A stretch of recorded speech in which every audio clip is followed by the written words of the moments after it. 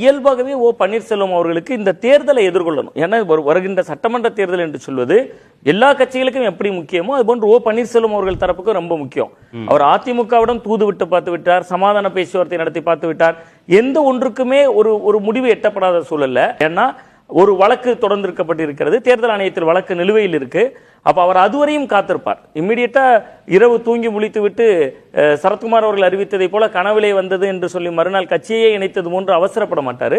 கொஞ்சம் காத்திருப்பார்னு தோணுது. இந்த முடிவுகளுக்காக எப்படியெல்லாம் வருகிறது என்பதற்காக காத்திருப்பார். காத்திருந்து விட்டு அவருக்கு ஒரு வழியே இல்லை என்றால் ஒரு புதிய கட்சி மட்டும்தான் அவருக்கான இலக்கா இருக்கும். அப்படி இலக்காக இருந்தால் அவருடைய குறி நிச்சயம் விஜய் அவர்களா இருக்கிறதுக்கு வாய்ப்பு இருக்கு. யாருக்கு லாபம்? ஓபிஎஸ்க்கு என்ன லாபம்? விஜயோட போனா விஜய்க்கு என்ன லாபம்?